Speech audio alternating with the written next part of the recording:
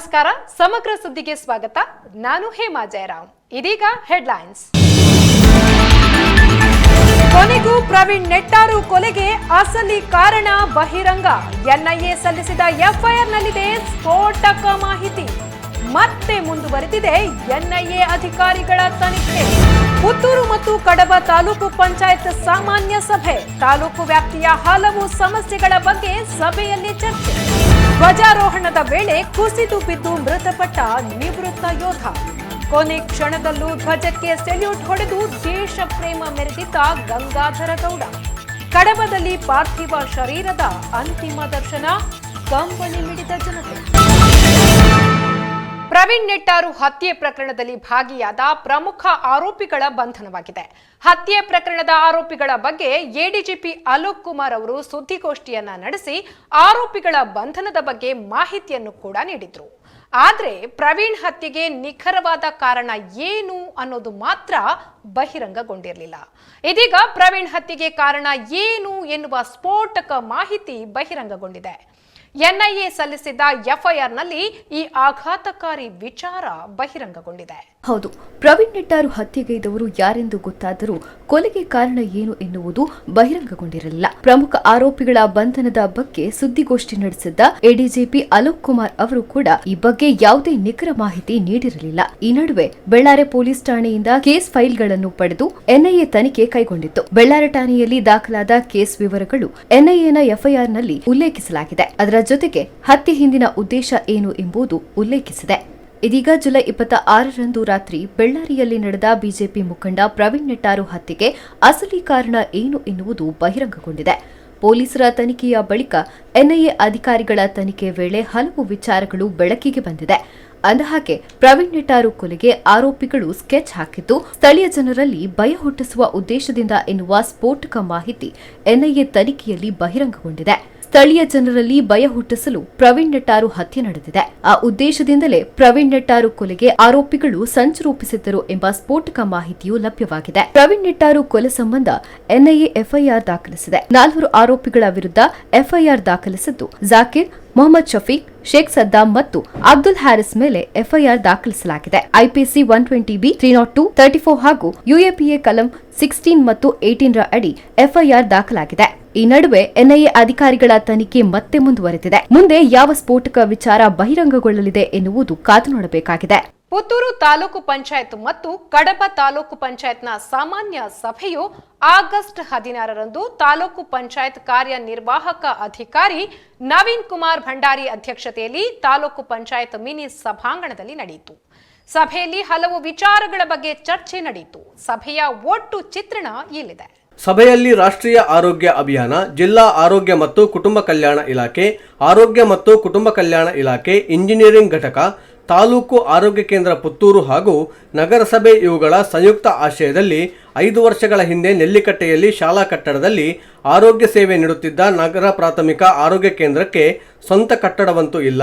ಇದೀಗ ಇರುವ ಕಟ್ಟಡವನ್ನು ಬಿಟ್ಟುಕೊಡುವಂತೆ ಕ್ಷೇತ್ರ ಶಿಕ್ಷಣಾಧಿಕಾರಿ ಕಚೇರಿಯಿಂದ ಸಹಾಯಕ ಕಮಿಷನರ್ ಮೂಲಕ ಸೂಚನೆ ನೀಡಲಾಗಿದೆ. ತಾಲೂಕು ಆರೋಗ್ಯಾಧಿಕಾರಿ ಡಾಕ್ಟರ್ ದೀಪಕ್ ರೈ ಅವರು ಈ ವಿಷಯವನ್ನು ಸಭೆಯಲ್ಲಿ ಪ್ರಸ್ತಾಪಿಸಿದರು. ಪುತ್ತೂರು ಸಮಾಜ ಕಲ್ಯಾಣ ಇಲಾಖೆಯ ಅಧೀನದಲ್ಲಿರುವ ವಸತಿ ನಿಲಯದಲ್ಲಿ ಮಕ್ಕಳ ಸಂಖ್ಯೆ ಗಣನೀಯವಾಗಿ ಇಳಿಕೆಯಾಗಿರುವ ಕುರಿತು ಸಮಾಜ ಕಲ್ಯಾಣ ಇಲಾಖೆ ಕಚೇರಿಯ ಮ್ಯಾನೇಜರ್ ಕೃಷ್ಣ ವಿಷಯ ಪ್ರಸ್ತಾಪಿಸಿದರು. ಮಹಿಳಾ ಸಾಂತ್ವನಕ್ಕೆ ನಗರಸಭೆ ವಾಣಿಜ್ಯ ಕಟ್ಟಡದ ಮಹಡಿಯಲ್ಲಿ ಸ್ಥಳಾಂತರಿಸುವ ಕುರಿತು ತಾಲೂಕ್ ಪಂಚಾಯತ್ ಕಾರ್ಯನಿರ್ವಾಹಕ ಅಧಿಕಾರಿ ತಿಳಿಸಿದರು. ಅಂಗನವಾಡಿಗಳಲ್ಲಿ ಪೌಷ್ಟಿಕ ಕೈತೋಟ ನಿರ್ಮಾಣಕ್ಕೆ ತಾಲೂಕ್ ಪಂಚಾಯತ್ನಿಂದ ನರೇಗಾದ ಮೂಲಕ ಅವಕಾಶವಿದೆ ಎಂದು ಕಾರ್ಯನಿರ್ವಾಹಕ ಅಧಿಕಾರಿ ಸಭೆಯಲ್ಲಿ ಮಾಹಿತಿ ನೀಡಿದರು. ಕೈತೋಟದ ಜೊತೆಗೆ ಆವರಣ ಗೋಡೆಗೆ ಅನುದಾನ ಕೊಡುವಂತೆ ಶಿಶು ಅಭಿವೃದ್ಧಿ ಯೋಜನಾಧಿಕಾರಿ ಶ್ರೀಲತಾ ಅವರು ಪ್ರಸ್ತಾಪಿಸಿದರು. ನರೇಗಾ ಅನುಷ್ಠಾನಾಧಿಕಾರಿ ಶೈಲಜಾ ಭಟ್ ಮಾತನಾಡಿ, ಪೌಷ್ಟಿಕ ಕೈತೋಟ ಮಾಡಿದರೆ ಅದಕ್ಕೆ ಪ್ರಾಣಿಗಳಿಂದ ರಕ್ಷಣೆಗೆ ಬೇಲಿ ರಚನೆ ಮಾಡಬಹುದು ಎಂದರು. ಬಹುಗ್ರಾಮ ಕುಡಿಯುವ ನೀರಿನ ಯೋಜನೆ ಕುರಿತು ಸಭೆಯಲ್ಲಿ ಚರ್ಚೆ ನಡೆಯಿತು. ಅಕ್ಷರ ದಾಸೋಹದ ಸಹಾಯಕ ನಿರ್ದೇಶಕ ವಿಷ್ಣು ಪ್ರಸಾದ್ ಇನ್ನಿತರ ಮಾಹಿತಿಗಳನ್ನು ನೀಡಿದರು. ತಾಲೂಕ್ ಪಂಚಾಯತ್ ಯೋಜನಾಧಿಕಾರಿ ಸುಕನ್ಯಾ, ಸಾಮಾಜಿಕ ವಲಯ ಅರಣ್ಯಾಧಿಕಾರಿ ವಿದ್ಯಾರಾಣಿ, ಪಶುಸಂಗೋಪನಾ ಇಲಾಖೆಯ ವೈದ್ಯಾಧಿಕಾರಿ ಡಾಕ್ಟರ್ ಪ್ರಸನ್ನ ಹೆಬ್ಬಾರ್ ಸೇರಿದಂತೆ ವಿವಿಧ ಇಲಾಖೆಯ ಅಧಿಕಾರಿಗಳು ಈ ಸಭೆಯಲ್ಲಿ ಉಪಸ್ಥಿತರಿದ್ದರು. ಕಡಬ ತಾಲೂಕಿನ ಕುಟ್ರುಪಾಡಿ ಗ್ರಾಮ ಪಂಚಾಯತ್ ವತಿಯಿಂದ ನಡೆದ ಸ್ವಾತಂತ್ರ್ಯ ಮಹೋತ್ಸವದ ಧ್ವಜಾರೋಹಣ ಕಾರ್ಯಕ್ರಮದ ವೇಳೆ ಕುಸಿದು ಬಿದ್ದ ನಿವೃತ್ತ ಯೋಧ ಗಂಗಾಧರ ಗೌಡರ ನಿಧನ ಇಡೀ ಕಡಬ ತಾಲೂಕಿಗೆ ಆಘಾತ ತಂದಿದೆ.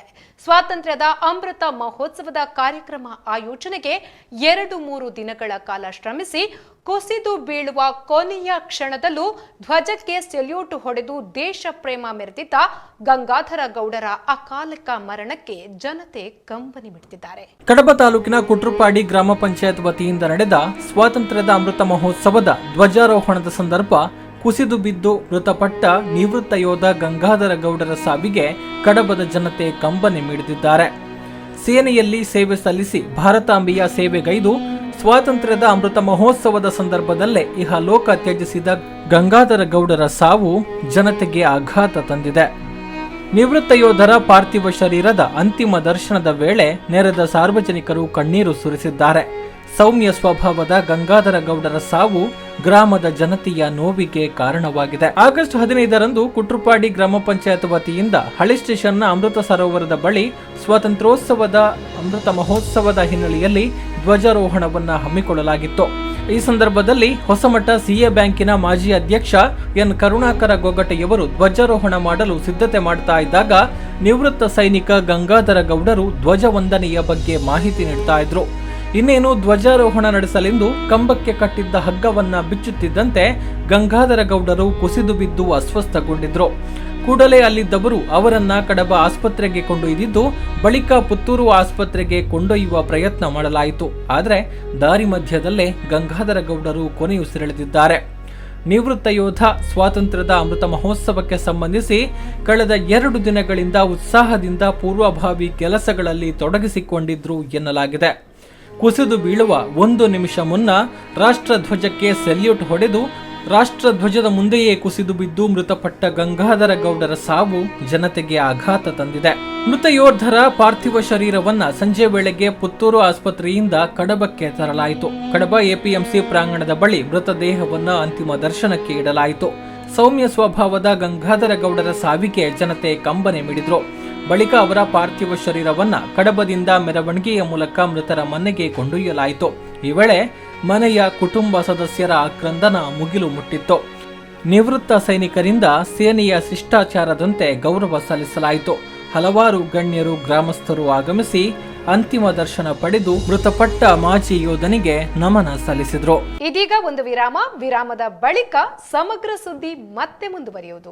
For any specialised Ayurveda treatment program visit Vaidyar's Ayurveda hospital. For enquiry contact 08041722212 42100916. ಒಂದು ಇನ್ಸ್ಟಾಲ್ಮೆಂಟ್ ನಲ್ಲಿ 50% ಬೋನಸ್ ಕೊಡ್ತೇವೆ. ಬೇರೆ ಶೋರೂಮ್ ತರ ಚೀಪ್ ಆದ ಗೃಹ ವಸ್ತುಗಳು ನೀಡುವುದಿಲ್ಲ. ಬೆಲೆ ಬಾಳುವ ಚಿನ್ನವನ್ನು ನೀಡುತ್ತೇವೆ. ವಿರಾಮದ ಬಳಿಕ ಸಮಗ್ರ ಸುದ್ದಿಗೆ ಮತ್ತೆ ಸ್ವಾಗತ. ಒಕ್ಕಲಿಗ ಗೌಡ ಸೇವಾ ಸಂಘ ಬನ್ನೂರು, ಯುವ ಒಕ್ಕಲಿಗ ಗೌಡ ಸೇವಾ ಸಂಘ ಬನ್ನೂರು, ಮಹಿಳಾ ಗೌಡ ಸಂಘ ಬನ್ನೂರು, ಒಕ್ಕಲಿಗ ಸ್ವಸಹಾಯ ಸಂಘಗಳ ಒಕ್ಕೂಟ ಬನ್ನೂರು ವತಿಯಿಂದ ಬನ್ನೂರು ಅಲುಂಬುಡದಲ್ಲಿರುವ ಎವಿ ನಾರಾಯಣ ಅವರ ಮನೆಯಲ್ಲಿ ಆಗಸ್ಟ್ 15ರಂದು ಸಂಜೆ ಆಟಿಕೂಟ ಕಾರ್ಯಕ್ರಮ ನಡೆಯಿತು. ಕಾರ್ಯಕ್ರಮವನ್ನು ಶಾಸಕ ಸಂಜೀವ ಮಟ್ಟೊಂದು ಉದ್ಘಾಟಿಸಿದರು. ಈ ವೇಳೆ ಮಾತನಾಡಿದ ಅವರು, ನಮ್ಮಲ್ಲಿ ಜಾತಿ ಧರ್ಮಕ್ಕಿಂತ ದೇಶ ಧರ್ಮಕ್ಕೆ ಹೆಚ್ಚು ಒತ್ತು ಕೊಟ್ಟಿರುವುದು ಗೌಡ ಸಮಾಜ. ನಮ್ಮ ಹಿರಿಯರು ದೇಶದ ಸ್ವಾತಂತ್ರ್ಯಕ್ಕಾಗಿ ಬಲಿದಾನಗೈದಿದ್ದಾರೆ. ಅದರಲ್ಲಿ ಕೆದಂಬಾಡಿ ರಾಮಯ್ಯ ಗೌಡರು ಪ್ರಮುಖರು. ಇತಿಹಾಸದ ಪುಟದಲ್ಲಿ ದಾಖಲಾಗಿರುವ ಪ್ರಥಮ ಸ್ವಾತಂತ್ರ್ಯ ಸಂಗ್ರಾಮಕ್ಕೂ ಹಿಂದೆ ದಕ್ಷಿಣ ಕನ್ನಡದಲ್ಲಿ ಸ್ವಾತಂತ್ರ್ಯ ಸಂಗ್ರಾಮ ಆರಂಭಗೊಂಡಿತ್ತು ಎಂದು ಹೇಳಿದರು. ಆ ದೇಶ ಧರ್ಮದ ಬಗ್ಗೆ ಇಲ್ಲಿ ಯೋಚನೆ ಮಾಡ್ಕೊಳ್ಳೋದು. ನಾವು ಮಾತ್ರ ನಮ್ಮ ಜಾತಿಯ ಬಗ್ಗೆ, ಜಾತಿ ಧರ್ಮದ ಬಗ್ಗೆ ಯೋಚನೆ ಮಾಡ್ಕೊಂಡು ಜಾಸ್ತಿ ದೇಶ ಧರ್ಮದ ಬಗ್ಗೆ ಜಾಸ್ತಿ ನಮ್ಮ ಚಿಂತನೆ ಮಾಡ್ಬೋದು ಅಂತ ದೃಷ್ಟಿಯಲ್ಲಿ ಇಲ್ಲಿ ವಿಶೇಷವಾದ ಪ್ರತಿ ಇಲ್ಲಲ್ಲ ಆ ರಾಷ್ಟ್ರಧ್ವಜ ಇಲ್ಲಿ ಅರಳಪಣಂಚಿನ ಸಂಗತಿ, ರಾಪಪಣಂಚಿನ ಸಂಗತಿ ಅವನು ಇಲ್ಲಿ ಮತ್ತೆ ಆಶ್ಚರ್ಯವು ಯಾನು ಮುರಾಣಿ ದಿಂಜಿ ಇಲ್ಲಿ ಪುತ್ತೂರು ತಾಲೂಕದ ಒಂದು ಅಂಕಿ ಸಂಖ್ಯೆ ತೆಪ್ತನಾಗ ಸುಮಾರು 25,000 ತ್ರಿವರ್ಣ ಧ್ವಜ ಇಲ್ಲಿ ಪ್ರತಿ ಇಲ್ಲಲ್ಲ ರಾವಂತು. ನಮ್ಮ ವಿಧಾನಸಭಾ ಕ್ಷೇತ್ರದಲ್ಲಿ ಸುಮಾರು 75,000 ಇಲ್ಲೋದು. ಆ 75,000 ಇಲ್ಲಲ್ಲಿ 25,000 ಧ್ವಜ ಹೋದ ಅಧಿಕೃತವಾದ ಜನ ಇಲ್ಲಿ ಆ ರಾಷ್ಟ್ರದ ಬಗ್ಗೆ ಇಲ್ಲಿ ವಾರೀತಿದ ಅಭಿಮಾನ ದಿನಂತಲೇ ಬಹುಶಃ ಈ ಒಂದು ಕಾರ್ಯಕ್ರಮದಲ್ಲಿ ಸಾಕ್ಷಿಯಾಗ್ತದೆ. ಒಕ್ಕಲಿಗ ಗೌಡ ಸೇವಾ ಸಂಘದಿಂದ ನೂತನವಾಗಿ ಆರಂಭಿಸಿ ನ್ಯಾಯ ಸಮಿತಿಯ ಅಧ್ಯಕ್ಷರಾಗಿ ಆಯ್ಕೆಗೊಂಡ ನ್ಯಾಯವಾದಿ ಭಾಸ್ಕರ್ ಗೌಡ ಕೋಡಿಂಬಾಳ, ಒಕ್ಕಲಿಗ ಗೌಡ ಸೇವಾ ಸಂಘದ ಅಧ್ಯಕ್ಷ ವಿಶ್ವನಾಥ ಗೌಡ ಕೆಯೂರು, ಸುಳ್ಯ ಶಾರದಾ ಮಹಿಳಾ ಕಾಲೇಜಿನ ಉಪನ್ಯಾಸಕ ದಾಮೋದರ ಗೌಡ ನಂದಿಲ, ಒಕ್ಕಲಿಗ ಸ್ವಸಹಾಯ ಟ್ರಸ್ಟ್ನ ಸ್ಥಾಪಕ ಅಧ್ಯಕ್ಷ ಎವಿ ನಾರಾಯಣ ಅವರ ಪತ್ನಿ ಪ್ರತಿಭಾದೇವಿ ಅವರನ್ನು ಕಾರ್ಯಕ್ರಮದಲ್ಲಿ ಸನ್ಮಾನಿಸಲಾಯಿತು. ಇದೇ ಸಂದರ್ಭದಲ್ಲಿ ಕೆಮ್ಮಾಯಿ ವಿಷ್ಣು ಮಂಟಪದಲ್ಲಿ ನಡೆಯಲಿರುವ ರಕ್ತದಾನ ಶಿಬಿರದ ಆಮಂತ್ರಣ ಪತ್ರ ಬಿಡುಗಡೆ ಮಾಡಲಾಯಿತು. ಒಕ್ಕಲಿಗ ಗೌಡ ಸೇವಾ ಸಂಘದ ತಾಲೂಕು ಅಧ್ಯಕ್ಷ ವಿಶ್ವನಾಥ ಗೌಡ ಕೆಯೂರು, ಬನ್ನೂರು ಒಕ್ಕಲಿಗ ಗೌಡ ಸೇವಾ ಸಂಘದ ಅಧ್ಯಕ್ಷ ವಿಶ್ವನಾಥ ಗೌಡ ಬನ್ನೂರು, ಸುಳ್ಯ ಶಾರದಾ ಮಹಿಳಾ ಕಾಲೇಜಿನ ಉಪನ್ಯಾಸಕ ದಾಮೋದರ ಗೌಡ ನಂದಿಲ, ಒಕ್ಕಲಿಗ ಗೌಡ ಸೇವಾ ಸಂಘದ ನ್ಯಾಯ ತೀರ್ಮಾನ ಸಮಿತಿ ಅಧ್ಯಕ್ಷ ನ್ಯಾಯವಾದಿ ಭಾಸ್ಕರ್ ಗೌಡ ಕೋಡಿಂಬಾಲ, ಒಕ್ಕಲಿಗ ಸ್ವಸಹಾಯ ಟ್ರಸ್ಟ್ನ ಅಧ್ಯಕ್ಷ ಡಿವಿ ಮನೋಹರ ಗೌಡ, ಒಕ್ಕಲಿಗ ಸ್ವಸಹಾಯ ಟ್ರಸ್ಟ್ನ ಸ್ಥಾಪಕ ಅಧ್ಯಕ್ಷ ಎವಿ ನಾರಾಯಣ, ಬನ್ನೂರು ಒಕ್ಕಲಿಗ ಗೌಡ ಸೇವಾ ಸಂಘದ ಗೌರವಾಧ್ಯಕ್ಷ ಚಂದ್ರಾಕ್ಷ ಬಿಎನ್, ಒಕ್ಕಲಿಗ ಸ್ವಸಹಾಯ ಒಕ್ಕೂಟದ ಅಧ್ಯಕ್ಷ ಸೋಮಪ್ಪಗೌಡ ಸಪ್ತಗಿರಿ, ಗಂಗಾಧರ ಗೌಡ, ಬನ್ನೂರು ಒಕ್ಕಲಿಗ ಗೌಡ ಸೇವಾ ಸಂಘದ ಕಾರ್ಯದರ್ಶಿ ರಮೇಶ್ ಗೌಡ ನೀರ್ಪಾಜೆ, ಮಹಿಳಾ ಘಟಕದ ಅಧ್ಯಕ್ಷೆ ನಳಿನಿ ರಮೇಶ್, ಯುವ ಗೌಡ ಘಟಕದ ಅಧ್ಯಕ್ಷ ಕಿಶೋರ್ ನೀರ್ಪಾಜೆ, ಪ್ರೇರಕಿ ನಮಿತಾ ಗೌಡ ಮೊದಲಾದವರು ಉಪಸ್ಥಿತರಿದ್ದರು. ಆಟಿದ ಕೂಟ ವಿಶೇಷತೆಯಲ್ಲಿ ಆಟಿ ತಿಂಗಳ ವಿಶೇಷ ಖಾದ್ಯಗಳೊಂದಿಗೆ ಸಹಭೋಜನ ನಡೆಯಿತು. ಪುತ್ತೂರು ಬಿಜೆಪಿ ಕಚೇರಿಯಲ್ಲಿ ಆಗಸ್ಟ್ 16ರಂದು ಮಾಜಿ ಪ್ರಧಾನಿ ಅಟಲ್ ಬಿಹಾರಿ ವಾಜಪೇಯಿಯವರ ಪುಣ್ಯ ದಿನವನ್ನ ಆಚರಿಸಲಾಯಿತು. ಪುತ್ತೂರು ಬಿಜೆಪಿ ಕಚೇರಿಯಲ್ಲಿ ಆಗಸ್ಟ್ 16ರಂದು ಮಾಜಿ ಪ್ರಧಾನಿ ಅಟಲ್ ಬಿಹಾರಿ ವಾಜಪೇಯಿ ಅವರ ಪುಣ್ಯ ದಿನವನ್ನು ಆಚರಿಸಲಾಯಿತು. ಶಾಸಕ ಸಂಜೀವ ಮಟ್ಟಂದೂರ್ ಅಟಲ್ ಬಿಹಾರಿ ವಾಜಪೇಯಿ ಅವರ ಭಾವಚಿತ್ರಕ್ಕೆ ಪುಷ್ಪಾರ್ಚನೆ ಮಾಡಿದರು. ಬಳಿಕ ಪಕ್ಷದ ಕಾರ್ಯಕರ್ತರು ಪುಷ್ಪಾರ್ಚನೆ ಮಾಡಿದರು. ಈ ವೇಳೆ ಮಾತನಾಡಿದ ಶಾಸಕರು, ಅಜಾತಶತ್ರು ಮಾಜಿ ಪ್ರಧಾನಿ ಅಟಲ್ ಬಿಹಾರಿ ವಾಜಪೇಯಿ ಅವರು ವಂಶಾಡಳಿತ ಮತ್ತು ಭ್ರಷ್ಟಾಚಾರದ ವಿರುದ್ಧ ಆಡಳಿತ ಮಾಡಿದವರು. ಅವರ ಆಡಳಿತವನ್ನು ಸುಶಾಸನ ದಿನವನ್ನಾಗಿ ಆಚರಿಸುತ್ತೇವೆ. ವಾಜಪೇಯಿ ಅವರು ಹಾಕಿಕೊಟ್ಟ ಮಾರ್ಗದರ್ಶನದಲ್ಲಿ ನಾವು ಮುನ್ನಡೆಯಬೇಕೆಂದು ಹೇಳಿದರು. ವಂಶಾಡಳಿತ ವ್ಯವಸ್ಥೆ ಇರಬಾರದು. ಇದಕ್ಕೆ ನಾಂದಿ ಹಾಡಿದವರು ಅಟಲ್ ಬಿಹಾರಿ ವಾಜಪೇಯಿ. ಅಟಲ್ ಬಿಹಾರಿ ವಾಜಪೇಯಿ ಅವರು ಒಬ್ಬ ಶಿಕ್ಷಕರ ಮಗ, ಒಬ್ಬ ರಾಜಕಾರಣಿ ಮಗ ಅಲ್ಲ. ಅಂಥವರು ವಂಶಾಡಳಿತದ ವಿರುದ್ಧ ಇದ್ರು, ಭ್ರಷ್ಟಾಚಾರದ ವಿರುದ್ಧ ಇದ್ರು. ಆ ರೀತಿಯಾಗಿ ಅವರ 6 ವರ್ಷದ ಆಡಳಿತವನ್ನು ಇವತ್ತು ನಾವೆಲ್ಲ ಸುಶಾಸನ ದಿನ ಅಂತ ಕೂಡ ಆಚರಣೆ ಮಾಡ್ತಾ ಇದ್ದೇವೆ. ಒಳ್ಳೆಯ ಆಡಳಿತ, ಭ್ರಷ್ಟಾಚಾರ ಮುಕ್ತವಾದಂತಹ ಒಂದು ವ್ಯವಸ್ಥೆ ಅಟಲ್ ಬಿಹಾರಿ ವಾಜಪೇಯಿ ಕೊಟ್ಟಿದ್ದಾರೆ.